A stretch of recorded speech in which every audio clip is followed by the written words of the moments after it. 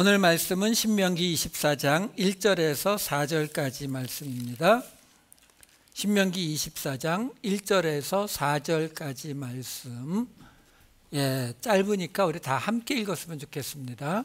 사람이 아내를 맞이하여 데려온 후에 그에게 수치되는 일이 있음을 발견하고 그를 기뻐하지 아니하면 이혼 증서를 써서 그의 손에 주고 그를 자기 집에서 내보낼 것이요, 그 여자는 그의 집에서 나가서 다른 사람의 아내가 되려니와 그의 둘째 남편도 그를 미워하여 이혼 증서를 써서 그의 손에 주고 그를 자기 집에서 내보냈거나 또는 그를 아내로 맞이한 둘째 남편이 죽었다 하자 그 여자는 이미 몸을 더럽혔은즉 그를 내보낸 전 남편이 그를 다시 아내로 맞이하지 말지니 이 일은 여호와 앞에 가증한 것이라. 너는 내 하나님 여호와께서 내게 기업으로 주시는 땅을 범죄하게 하지 말지니라. 아멘. 오늘 이야기는 신명기 24장 앞부분에서부터 24장 끝까지 살펴볼 건데요, 맨 앞에 있는 이야기가 어떻게 해석이 되세요? 사실 지금 여기 나와 있는 이 오늘 본문으로 읽은 이 구절은요, 마태복음 19장에서 이혼해도 되느냐라고 묻는 이 바리새인들의 질문이 있었습니다. 바리새인들이 예수님한테 아내를 버려도 되느냐라고 물었을 때에 예수님이 하나님이 짝지어 준 것을 사람이 나눌 수 없다라고 대답했을 때에 바리새인들이 바로 오늘 읽은 이 24장 1절의 말씀을 근거로, 여기 24장 1절에 보면은 뭐라고 돼 있냐면은 그를 기뻐하지 않으면 이혼 증서를 써서 내보낼 수 있다라고 말하고 있거든요. 그래서 이걸 근거로 마태복음 19장에 보시면은 바리새인들이 예수님한테 아니 왜 이혼이 안 돼요? 모세가 이르기를 이혼 증서 써서 내보낼 수 있다고 돼 있는데요. 그게 여기서 인용한 거예요. 그러니까 예수님이 거기서 뭐라고 대답하시냐면은 그게 본래는 안 되는 건데 너희 마음의 완악함을 인해서 하나님께서 허락하신 것이다. 그러면서 누구든지 아내를 버리고 다른 데 장가드는 자는 간음합니다. 이렇게 설명을 하세요. 그래서 이 이야기 때문에 기독교는, 천주교는 지금도 그래요. 이혼과 재혼을 금지하고 있습니다. 천주교 같은 경우는 이혼하는 것도 교황청으로부터 허락을 받을 이유가 없으면 이혼을 인정 안 해주고요. 요즘은 여러 가지 방법으로 많이 인정을 해주긴 하지만 어쨌든 본래 그래요. 그리고 재혼은 더더군다나 우리 개신교도 한 20년 전까지만 해도 이 목사들이 이 재혼하는 커플 주례를 쓰면 목사직 잘렸습니다. 못하게 되어 있었어요. 그 근거가 다 여기서 지금 나온 이야기들이에요. 근데 여러분, 우리가 지금 이 신명기를 살펴보고 있는데 제가 지금 수도 없이 이야기하잖아요. 이 신명기라고 하는 말씀은 바로 그 약속의 땅에 들어갔을 때에, 다시 말해서 모세가 없을 때에 그들에게 생겨날 모든 경우의 수를 대비해서 하나님의 말씀을 어떻게 적용하고 살아갈 것인가를 연습시키는 부분이라고 제가 이야기합니다. 이거 뭐 한두 번 얘기한 게 아니에요, 이제. 그러니까 여기에 나오는 것들을 어떤 결코 변할 수 없는 그런 거라고 생각하시면 안 돼요. 결코 변할 수 없는 건 뭐예요? 하나님의 뜻이 변하지 않습니다. 하나님의 약속은 변하지 않아요. 근데 여기에 주어지는 이러한 계명들은 하나님이 당신의 뜻을 이루시기 위해서 수단으로 주어진 거란 말이에요. 지금 우리 지지난주에 그 주일 설교 때도 예수님이 안식일을 의도적으로 어겨버리시잖아요. 그 이유가 뭔데요? 안식일 계명은 옛날부터 지금까지 유대인들이 가장 목숨 걸고 지키는 계명 중에 하나란 말이에요. 근데 예수님은 이미 2000년 전에 그걸 의도적으로 어겨버리세요. 근데도 불구하고 예수님은 또 안식일을 지켜서 회당에 가시더라라는 거죠. 그럼 뭘 뜻하는 거예요? 예수님이 안식일이 잘못됐다라고 말씀하시는 게 아니에요. 단지 그 안식일을 지켜야 하는 이유와 목적이 지금 너희가 틀렸다라고 말하고 있는 거거든요. 그러니까 지금 여기 나오는 것도 여러분 그냥 우리가 일단 상식을 좀 동원해 보셔야 돼요. 상식을. 무슨 얘기냐면 만약에 지금 오늘 여기 나온 이 이야기가 제가 가지고 있는 성경책에도 성경책 요 토막토막마다 이렇게 조그맣게 제목 붙어 있잖아요. 이 출판사에서 만들어 놓은 제목. 거기에 이 본문에 보면은 작은 제목이 뭐라고 써 있냐면 이혼과 재혼이라고 돼 있어요. 그러면 이 이야기가 이혼과 재혼에 관한 이야기가 맞냐라는 거예요. 아니 당장 금방 말씀드린 마태복음 19장에서도 지금 바리새인들이 아니 모세가 이혼 증서를 써서 주고 이혼할 수 있다고 했는데요 라고 예수님한테 따졌다니까요. 그랬더니 예수님이 뭐라고 했다고요? 너희 마음이 완악해서 그렇게 말한 거지 본래는 그거 아니야. 이 신명기 말씀에 대해서 예수님이 정면으로 반박해 버리시잖아요. 그리고 여러분 한번 그냥 상식적으로 생각해 보시면 이게 지금 이혼과 재혼에 관한 구절이라면 뭐가 먼저 나와야 됩니까? 지금 금방 읽었잖아요. 이거는 이혼과 재혼에 관한 이야기 중에서 아주 특별한 케이스예요. 어떤 케이스? 이혼하고 그 여자가 나갔는데 그 나간 여자가 다른 남편, 두 번째 남편을 만나서 결혼을 했다가 또 이혼을 했든지 아니면 남편이 죽어서 어쨌든 다시 싱글이 됐단 말이에요. 근데 그 싱글을 내가 다시 받아들이지 말라는 이야기예요. 그러니까 한 번 이혼한 여자와 다시 재결합하지 말라는 이야기거든요. 이거는요. 그럼 여러분 생각을 해보세요. 하나님께서 우리에게 이혼과 재혼에 관한 이야기 때문에 이 이야기를 하셨다면 어떤 이야기가 먼저 나와야 돼요? 가장 보편적인 이혼, 가장 보편적인 재혼에 관해서 이야기가 먼저 나와야죠. 그리고 그걸 주시고 특별한 케이스들은 뭐 주시든지 아니면은 이 기본 보편적인 걸 줬으니까 그거에 맞춰서 알아서 해석하라고 하든지 이게 맞는 거잖아요. 지금 여기 나오는 케이스는 이혼했던 그 전처와 다시 재결합하는 케이스만을 이야기하고 있는 거거든요. 그러면 이것만 봐도 왜 이혼과 재혼의 여러 가지 케이스가 있고 그 중에서 이혼했던 그 부부가 다시 재결합하는 케이스는 그리 흔한 케이스가 아닌데 왜 그거 하나만 이야기하고 있느냐라는 거죠. 그 앞뒤에 그거에 추가로 되어 있는 이야기가 없어요. 그러면 우리가 여기서 짐작할 수 있는 게 뭐냐면 이거는 이혼과 재혼에 관한 이야기가 아니다. 다른 이야기를 지금 이걸로 하고 있는 것일 것이다라는 짐작을 해낼 수가 있다고요. 실제로 그 마태복음 19장에 나오는 이야기에서도요. 예수님께서 본래는 그게 아닌데 이혼을 허락하는 게 아닌데 너희 마음의 완악함 때문에 허락한 것이다 라고 말씀을 하셨을 때에 그 말을 옆에서 듣던 예수님의 제자들이 뭐라고 하냐면 그러면 결혼 안 하는 게 더 낫겠는데요? 이렇게 말해요. 장가 안 드는 게 좋겠습니다. 그 말은 뭐예요? 결혼했다가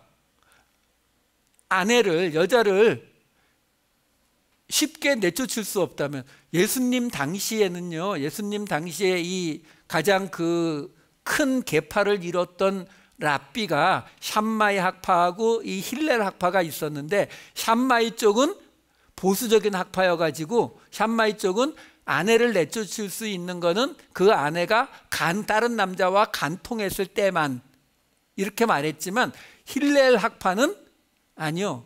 여기에 나오는 것처럼 그를 기뻐하지 아니하면, 다시 말해서 남편이 어떤 이유에서든지 그 아내를 기뻐하지 아니하면, 그래서 상세한 목록으로는 그러니까 빵을 태웠다든가 또는 뭐 더 젊은 여자를 보았다든가 이런 게 실제로 있어요. 그 리스트들이.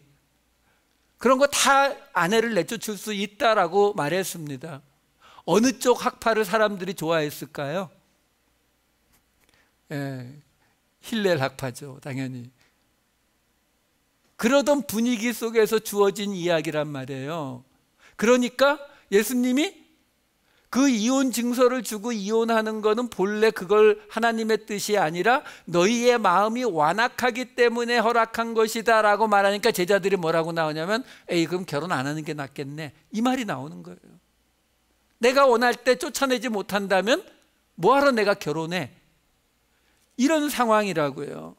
그렇기 때문에 그 마태복음 19장의 이야기는 우리가 대부분 어떻게 해석하냐면 이거는 사회의 약자였던 여자를 보호하기 위한 예수님의 말씀이라고 우리가 해석을 합니다. 왜? 그 이야기에 곧장 이어서 오는 이야기가 뭐냐면 아이들이 예수님한테 오려고 할 때 제자들이 막으니까 예수님이 어린아이들이 내게 오는 거 막지 마라, 하나님의 나라는 이런 아이들의 것이다 라고 말씀을 하시거든요. 그러니까 이 이혼당하는 여자 이야기, 어린아이 이야기가 같이 나오기 때문에 그 사회 속에서 약자를 예수님께서 지켜주시기 위한 이야기라고 우리가 대부분 해석을 한다고요. 근데 지금요, 예수님이 뭐라고 하셨다고 나왔냐면은 너희 마음이 완악하기 때문에 오늘 여기 나오는 것처럼 이혼 증서를 써서 이혼하게 해줬던 것이다 라고 예수님이 말씀을 하셨는데, 여기서 이 완악하다라고 이 번역이 된 이 스콜레로 카르디온이라고 하는 이 헬라어 단어는 스콜레로스라고 하는 단어와 카르디아가 합친 단어예요. 스콜레로스라고 하는 단어는 딱딱하다, 엄하다, 완고하다의 뜻이고, 그리고 카르디아, 우리 카디악이라고 하잖아요. 심장병이 있는 거를, 그렇죠? 그 단어의 카르디아, 마음이란 뜻이에요. 그러니까 다시 말해서 마음이 완고하고 딱딱하고 거칠고 이런 걸 얘기하거든요. 문제는 이 스콜레로 카르디온이라고 하는 이 긴 합성어가 신약 성경에 딱 3군데가 사용이 되는데, 이 마태복음 19장과 마가복음 10장은 같은 이야기예요. 같은 단어가 나온 건 맞고, 마가복음 16장 맨 끝에 가서 부활하신 예수님을 믿지 못하는 제자들에게도 한번 사용이 됩니다. 이렇게 사용이 돼요. 마가복음 16장 14절에 그 후에 11 제자가 음식 먹을 때에 예수께서 그들에게 나타나사 그들의 믿음 없는 것과 마음이 완악한 것을 꾸짖으시니 이는 자기가 살아난 것을 본 자들의 말을 믿지 아니함일러라. 자, 무슨 말이냐면 여기에서 지금 예수님이 그 이혼 증서를 써준 모세의 행동에 대해서 예수님이 너희 마음이 완악하기 때문에 그런 것이다 라고 말씀을 하셨는데, 그 완악하다라고 하는 것을 우리가 다른 쪽으로도 해석이 가능하다라는 걸 말씀드리려는 거예요. 무슨 말이냐면 구약 성경에서 하나님을 받아들이지 못하고 하나님을 떠나려고 하는 그런 사람들에 대해서 마음이 완악한 백성, 마음이 굳은 백성이라고 표현을 할 때에 그 표현된 단어가 70인역으로 번역이 된 이 헬라어 성경에서 바로 이 스콜레로스라고 하는 단어로 주로 번역이 됐거든요. 다시 말해서 예수님이 사용하신 이 스콜레로라고 하는 이 단어, 완악함이라고 하는 단어는 지금 우리가 생각하는 건 이거잖아요. 아니, 자꾸 자기 아내가 마음에 안 들면 내쫓아 버리고 싶어 하는 그 못돼 먹은 그 남자들, 이 당시 남자들의 그 마음에 대해서 예수님이 니들이 그 마음이 하도 못되니까 모세가 이혼 증서라도 써줘서 그 여자가 다른 데 시집이라도 갈 수 있게 해주라고 한 말이다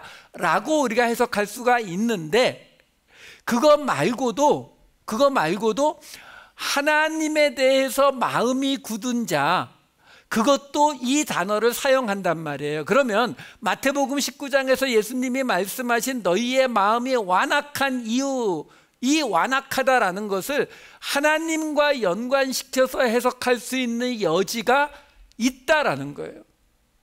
조금 이따 그걸 마저 설명해 드릴게요. 자, 어쨌든 일단 오늘 이 신명기 말씀을 먼저 마저 보고 갑니다. 지금요, 여기에서 보면은 이혼 증서를 써주고 이혼할 수 있는데 그 여자가 다시 나에게 돌아오려고 할 때 그하고 다시 결혼하면 안 된다라고 지금 이야기하고 있어요. 안 된다도 그냥 안 된다가 아니라 뭐라고 이야기하냐면 하나님 앞에 가증한 것이고, 그리고 땅을 더럽히는, 땅을 범죄하게 만드는 일이래요. 와, 굉장히 심각하게 지금 이 이야기를 해주고 있다라는 거예요. 자, 근데 문제가 하나 있어요. 뭐냐면 하나님이 이 일을 그대로 시키신 적이 있어요. 누구죠? 호세아요. 호세아가 고멜이라고 하는 음란한 여인을 하나님의 아내로 맞아들이라고 해서 맞아들이고, 근데 그가 또 도망가 가지고 다른 남자에게 갔을 때에 하나님이 다시 데리고 와서 그를 다시 아내로 삼으라고 이야기합니다. 호세아서 2군데만 제가 읽어드릴게요. 호세아서 1장 2절. 여호와께서 처음 호세아에게 말씀하실 때 여호와께서 호세아에게 이르시되 너는 가서 음란한 여자를 맞이하여 음란한 자식들을 낳으라. 이 나라가 여호와를 떠나 크게 음란함이니라 하시니, 이렇게 말씀하신 다음에 그 고멜이 나중에 애 셋을 낳고 나서 도망가서 다른 남자와 있을 때에는 또 주신 말씀이 이래요. 호세아 3장 1절.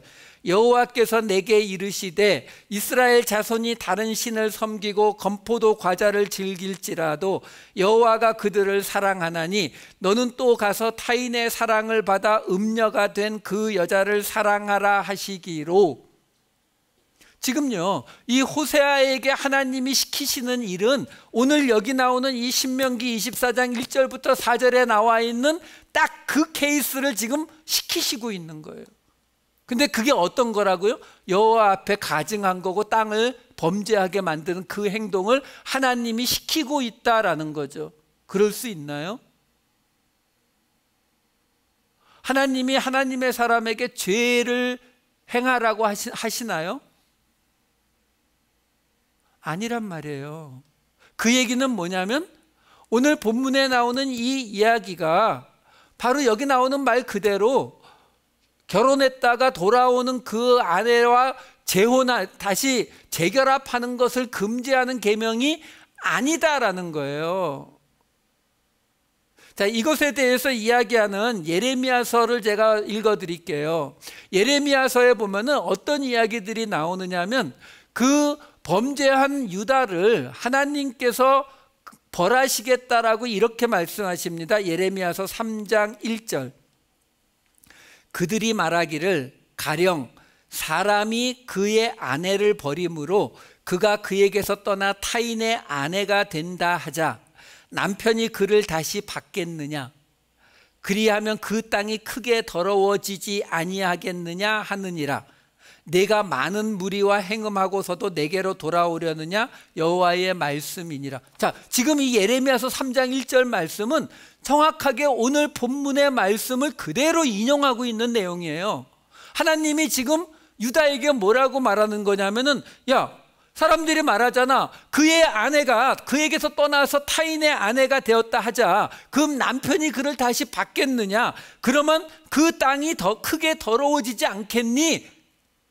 오늘 이야기 그대로 하잖아요. 그러면서 뭐라고 해요?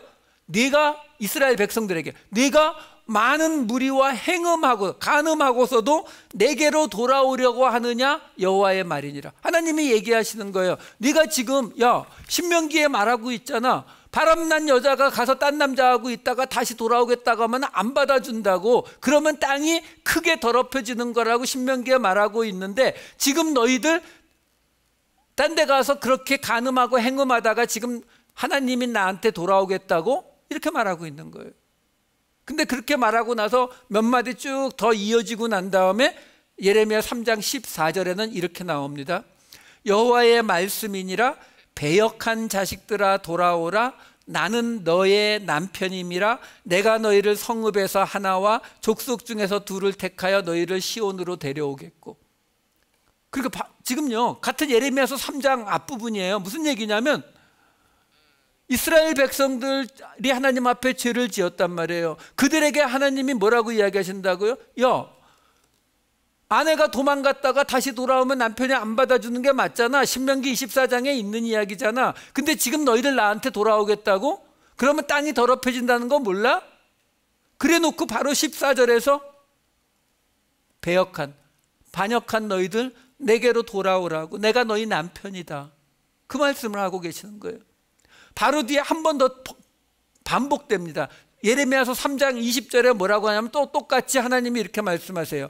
그런데 이스라엘 족속아, 마치 아내가 그의 남편을 속이고 떠나감 같이 너희가 확실히 나를 속였느니라. 여호와의 말씀이니라. 근데 가만 아무리 생각해 봐도 너희가 분명히 나 하나님을 마치 아내가, 바람난 아내가 남편 속이고 도망간 것처럼 너희 그렇게 한 게 맞아. 그 얘기를 또 하세요. 3장 20절에. 근데 금방 이어서 3장 22절에 뭐라고 나오냐면 배역한 자식들아 돌아오라. 내가 너희의 배역함을 고치리라 하시니라. 근데 또 돌아오래요. 지금 이 이야기들이 지금 뭘 얘기하고 있는가를 좀 보자고요. 아까도 말씀드렸지만, 아니 여호와 앞에 가증한 것이고, 그리고 땅을 더럽히고 땅을 범죄한다는 이런 말은요, 구약 성경에서 어디에 사용되느냐 하면은, 가증하다라는 말은 레위기에서 부정한 것들을 만지거나 접촉하거나 뭐 돼지고기 같은 거 먹는 거, 이런 게 가증한 거고요. 땅을 더럽히는 경우는 어떤 경우예요? 피를 흘리는, 살인을 저지르는, 또는 하나님 앞에 하나님의 말씀을 듣지 않는 반역을 저질렀을 때 나오는 단어들이에요. 근데 부부 사이에 재결합하는 게 도대체 얼마나 큰 죄라고. 부정함이란 건 뭐냐면 하나님 앞에 나가지 못하는 걸 얘기한단 말이에요. 부정함을 이야기해, 가증한 걸 이야기하고 땅이 더러워지는 걸 이야기하느냐라는 거죠. 그것은 이 부분에서도 이거는 재혼에 관한 이야기가 아니다라는 걸 우리가 알 수 있다라는 거예요. 자, 그러면 뭘 이야기하는 것이냐, 다시 이제 설명을 해드릴게요. 무슨 말이냐면, 우리가 아셔야 되는 게, 성경이라고 하는 것은 우리에게는 종교적인 경전이에요. 우리는 이 책을 법전으로 보지 않아요. 우리는 여기에 있는 것들을 바깥에 나가서도 지켜야 된다고 생각하지 않아요. 바깥에 나가서는 미국의 법을 지켜야 되죠. 한국에 있으면 한국의 법을 지켜야 되죠. 하지만 이 책은 예수님 당시나 또는 그 이전 이 책이 쓰여질 당시에는 이 책이 그들의 법이었어요. 이걸 잊으시면 안 돼요. 그 역할을 하고 있었던 책이란 말이에요. 그러니까 그들에게 지금 뜬금없이 이 재결합하는 것에 대한 하나님이 이야기를 하시는데, 문제는 이 간음이라든가 결혼이라든가 이런 성적인 문제라든가 이런 이야기들이 성경에 나올 때에는요, 이런 이야기들은 항상 뭘 우리가 생각해야 되냐면, 하나님께서 하나님과 이스라엘 백성 사이의 관계를 결혼으로, 그리고 그 하나님을 떠나는 것을 간음으로 항상 표현하고 있다라는 사실이에요. 금방 예레미야서 제가 읽어드렸잖아요. 호세아서 읽어드렸잖아요. 그게 그 증거들이잖아요. 자, 그러면 이렇게 보시면 돼요. 오늘 이 말씀이 왜 들어가 있느냐? 이 말씀이 없다라고 한번 가정을 해보자고요. 이 말씀이 없다. 자, 그러면 아까 예레미야서 어떻게 돼요? 하나님께서 얘기하시는 거예요. 야, 너희들 마치 바람난 아내가 도망가듯이 나를 속이고 도망갔다가 지금 와서 너희가 바벨론의 침략에 무너질 것 같으니까 나한테 살려달라고 이야기하니? 너무 뻔뻔하지 않냐? 그거 땅이 더럽혀지고 가증한 거라고 말하지 않았어? 근데 그 뒤에 뭐라고 한다고요? 그래, 그래도 돌아와. 근데 오늘 이 구절이 없으면 유대인들이 뭐라고 할까요? 이게 여러분들이 너무 착하면은 이런 게 상상이 안 가요. 저같이 못된 인간들은 이런 것들이 보이면은 어떻게 하면 이걸 빠져나갈 길이 없을까, 뭐 이런 것들을 먼저 생각하거든요. 여러분 생각해 보세요. 하나님께서 너희는 내 앞에 죽을 수밖에 없는 죄를 지금 지었다. 그러면 유대인들이 뭐라고 해요? 하나님, 우리도요, 아내가 나를 버리고 바람이 나서 도망갔다가 근데 다시 나한테 돌아오겠다고 하면은 안 받아주는 사람도 있지만 가끔 받아줘요. 왜? 사랑하니까.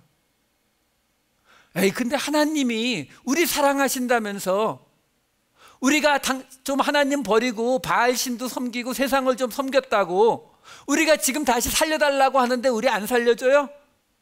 에이, 째째하네. 이렇게 된다니까요. 그러니까 오늘 이 말씀은 왜 주어지는 거라고요? 그 죄가, 하나님을 떠난 죄가 용서할 수 없는, 하나님 앞에 가증하게 느껴지는, 하나님 앞에 부정한 것을 들고 오는 모습, 땅을 더럽히는 살인과 같은 그런 죄, 용서받지 못할 죄를 지은 것이다.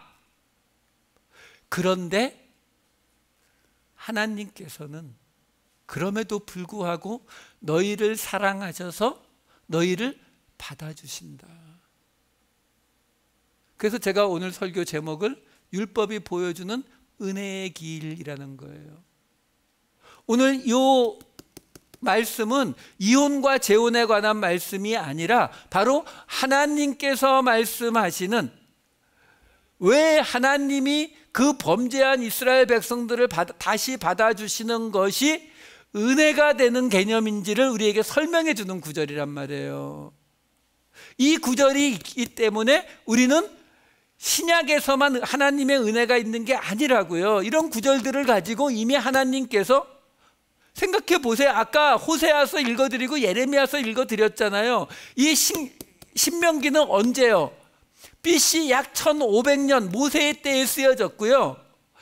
호세아서나 예레미야서는 언제요? 남유다가 멸망하고 북이스라엘이 멸망할 BC 약 800년대에서 약 600년대 사이에 쓰여졌단 말이에요. 그러면 이거 쓰여지고 나서 약 7, 800년이 있다가 지금 호세아서나 예레미야서가 등장하는 거거든요. 그럼 유대인들에게는 어떻게 되어 있어요?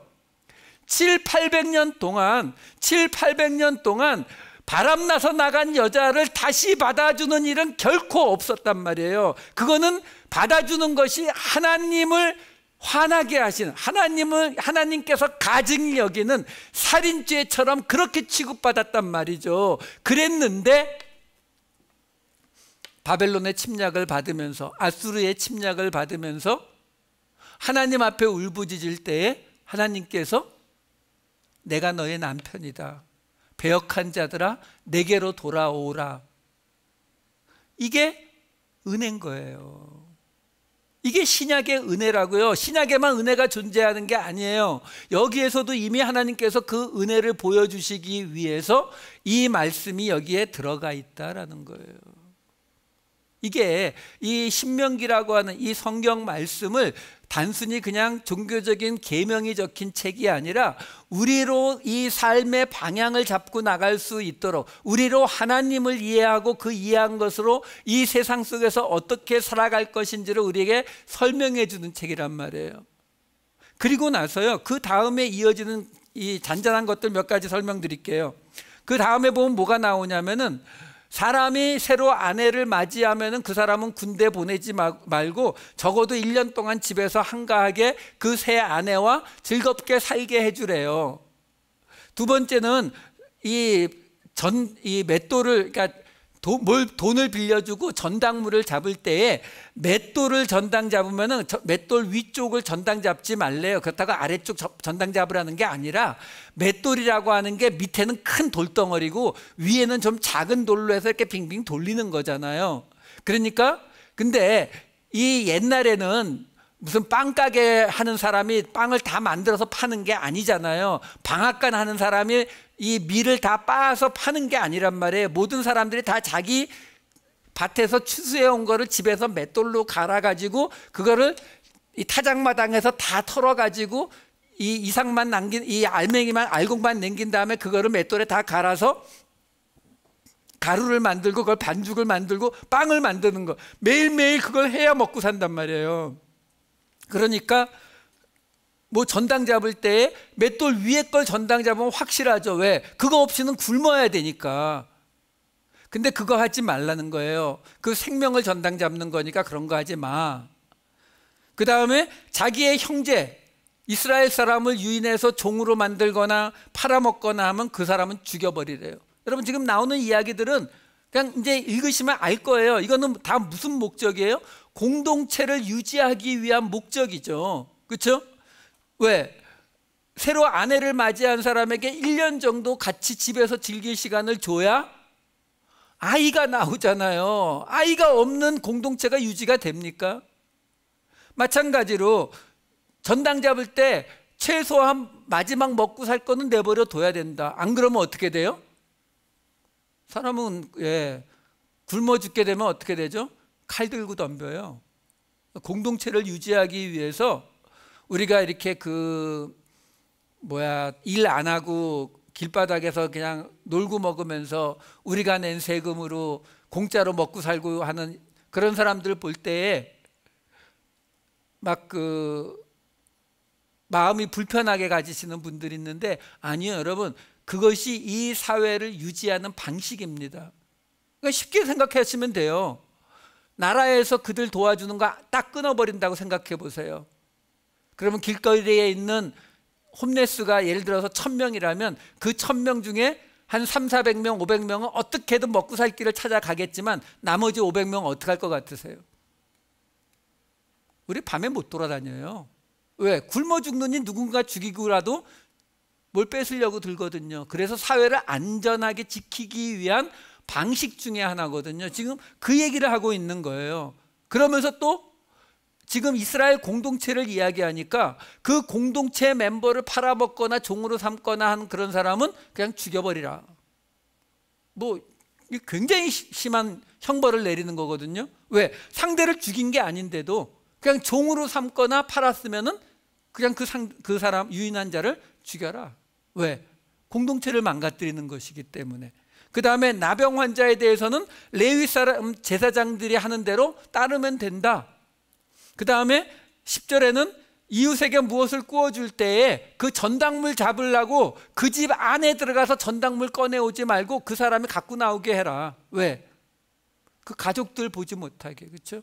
그러니까 어쩔 수 없는 상황에서도 어쨌든 최대한 그 사람들의 마음을 아프게 하지 말라라는 거죠. 이런 계명들은요. 그러면 이제 그 전당물, 특히 이 유대인들의 거독 같은 경우는 밤에 잘 때 담요이자 이불이자 요가 되는 거였기 때문에 밤 자기 전에 꼭 돌려줘라. 해질녘 전에 돌려줘라. 같은 이야기예요. 그러니까 너무 최악으로 몰아붙이지 마라라는 거죠. 같은 공동체를 유지하기 위해서.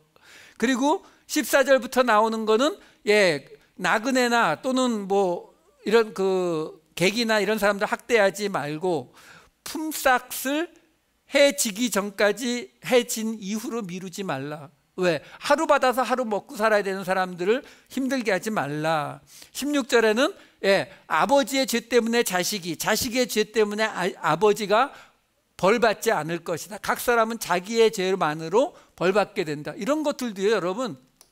이 연좌제라고 하는 게 있잖아요. 우리 한국도 옛날에 이 박정희 시절만 해도 이 연좌제가 있었거든요. 그래서 뭐 친척 중에 누구 한 명 북한으로 넘어간 사람 있으면 온 집안이 아무도 뭐 취직 못하고 그랬어요. 근데 이런 연좌제가 뭘 가져오는지 아세요? 간단해요. 한 사람이 잘못했는데 그 한 사람 때문에 그 가족들을 벌하게 되면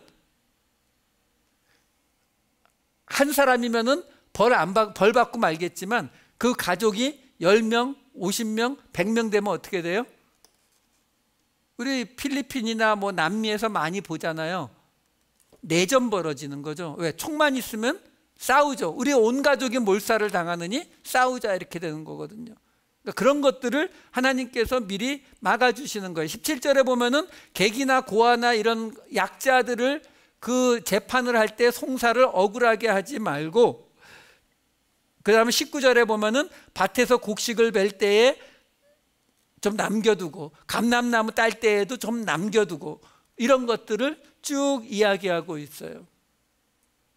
자, 이런 것들은요, 이 하나하나의 그 이야기보다 저는 도리어 뭐가 더 놀라우냐면, 여러분, 지금요, 지금처럼 저 인쇄소에 가면은 막 수만 권, 수천 권이 그냥 하루에 찍혀져 나오는 그런 시대가 아니에요. 책이라고 하는 것이, 한 권을 만든 이 책이라고 하는 것이 그야말로 부자들의, 아주 큰 부자들만 보관할 수 있었던 그런 시절이에요. 그런데 지금 우리가 보기에도 지금 쭉 읽어드린 이런 것들은 그리 중요하게 느껴지지 않잖아요. 그냥 좀 세세한 뭐 그런 것들, 그렇죠? 근데 이런 것들을 다 적어놓고 있다 이런 거죠. 그럼 그 얘기는 이것들을 하나하나 다 적어놓는 이유가 뭘까라는 거예요. 이런 것들을 그냥 한두 마디로 딱 요약해 주실 수 없어요? 있죠. 어떤 거요? 우리 십계명 같은 거잖아요. 한마디로 말하면. 그렇죠? 근데 십계명도 사실은 여기에 가깝습니다. 간음하지 말라, 도둑질하지 말라, 이런 식으로 구체적이에요. 막연한 것으로 하면 훨씬 더 종이를 아낄 수 있죠. 어떻게 해요? 쉽게 말해서 착하게 살라, 또는 뭐 효도해라, 또는 뭐 충성해라, 이런 말들이죠. 우리는 동양권 문화는 그런 거에 굉장히 익숙합니다. 근데요, 그런 식으로 하면은 뭐가 나타날 것 같으세요? 여러분, 지금 여기에 이 아까운 종이를 사용해 가면서 이렇게 구체적이고 상세한 케이스 바이 케이스들을 설명하는 이유가 뭐냐면, 바로 그 반대의 케이스를 막아보기 위해서 그래요. 무슨 말이냐면, 여러분, 그냥 쉽게 말씀드려서 효도해라. 그러면 인간이 어떤 모습으로 나타날 거라고 생각하세요? 여러분, 그거 아시죠? 우리의 조선시대에는, 뭐 그래봤자 200년 전이에요. 조선시대에는 부모님 돌아가시면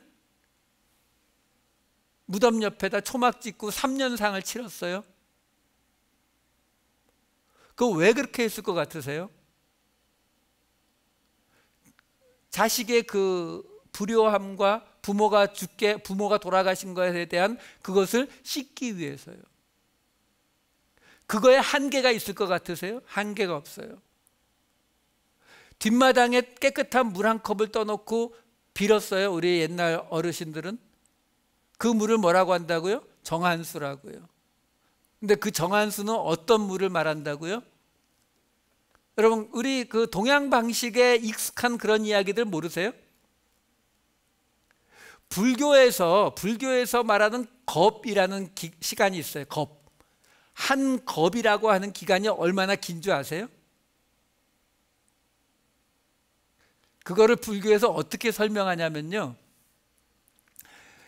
3000년 만에 한 번씩 땅에 내려오는 선녀가 있는데, 그 선녀의 옷자락이 큰 바위산에 부딪혀서 그 바위가 다 닳아 없어지는 기간이 한 겁이에요. 뭐 실감이 오세요? 그런 개념이? 이게 동양 문화라고. 그러니까 우리는 이쪽에 굉장히 익숙해요. 제가 이런 케이스 하나, 제가 시리아에 갔을 때, 그 시리아에 가면은 시므온이라고 하는 성자가 있어요. 그 사람의 별명이 뭐냐면 기둥 위의 성자예요. 기둥 위의 성자. 이 사람이 예수님의 말씀 중에 언제쯤 사람이냐면 예수님보다 한 400년쯤 뒤의 사람이에요. 근데 이 사람이 예수님 말씀 중에 마태복음 이 산상수훈에 있는 마음이 청결한 자는 복이 있나니, 이 말씀에 꽂혔어요. 그래서 자기의 마음을 깨끗하게 하려고, 그러다 보니까 사람들을 자꾸 만나니까 이게 깨끗하게 안 돼요. 그래서 사람들을 멀리 하려고 기둥을 세웁니다. 그리고 그 기둥 위에서 살아요. 근데 기둥이 한 2m 정도 되는 기둥을 세우고 그 기둥 위에다가 널판 하나 놓고 그 위에 있는 거예요. 여러분, 시리아가 어떤 땅인지 아시죠? 여기 캘리포니아하고 비슷합니다. 그 떼약볕 아래에서 그냥 그 아무것도 없는 그 기둥 위에서 제자들이 물 갖다 주면 물 마시면서 그냥 산 거예요. 근데 소문이 나죠. 이제 이 사람이 그런 이 고난을 겪는 성자다라는 소문이 나니까 이제 사람들이 당연히 몰려들잖아요. 사람들이 몰려들어서 뭐 기도해 주세요, 뭐 예언해 주세요 이러니까는 짜증이 나가지고 기둥을 더 높여요.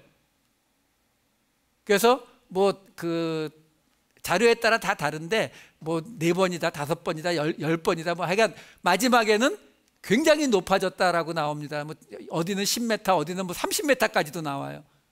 거기 가면은 그 기둥이 놓여 있던 그 밑에 큰 돌만 하나 놓여 있고 앞에 그 시므온 기둥 위의 성자의 자리라고 돼 있어요. 왜? 사람들을 멀리해야 되는데 자꾸 오니까 점점 기둥을 높이 세워가지고 그 꼭대기에 올라가서 장장 27년을 삽니다. 여러분, 이게 인간의 모습이에요. 여러분, 우리 기독교에서는 우리 40일 금식하면 와 대단하다 하잖아요. 근데 절에 계신 스님들은요 100일 금식 우습게 넘어갑니다. 그럼 어떤 분들은 이건 가짜라고 뭐 몰래 먹는다고. 그럼 그분들이 우리한테 대해서 똑같이 얘기해요. 에이, 몰래 뭐 먹는 거야. 그런 건 따질 필요가 없어요. 어쨌든 그분들은 100일 금식도 하더라는 거죠. 왜? 인간은요 내가 어떤 정성을 들여서 갈 수 있는 길이 있다면 인간은 끝없이 갑니다. 그래서 하나님은 그 반대로 가시는 거예요. 아주 구체적인 신뢰를 하나하나 들어버리는 거예요. 왜? 이게 없으면 그냥 착하게 살아라 그러면은 우리는 이렇게 기둥을 수없이 쌓아 올리면서 그 위로 올라간다니까요. 그래서 그 위에서 그 다음에 뭐 한다고요? 모르세요? 안 해보셨어요? 그 위에 올라간 다음에 그 다음에 뭐 하는지 아세요? 모르시는구나. 그거 해보면은요 그 다음에 나오는 게 뭐냐면 누구 기둥이 더 높은가 이거 자랑하게 돼 있어요. 내가 지금 10m짜리 기둥 위에서 살고 있는데 저쪽에 11m를 올렸네. 그러면 하나님 저를 12m로 올려주시옵소서. 이렇게 된다니까요. 그것 때문에 이렇게 구체적인 이야기를 하면서 중간중간에 계속 뭐가 들어가는지를 보세요. 거기 24장 4절에 오늘 본문 끝에 보면은 뭐라고 나오냐면 여호와께서 내게 기업으로 주실 땅을 더럽히지 말라.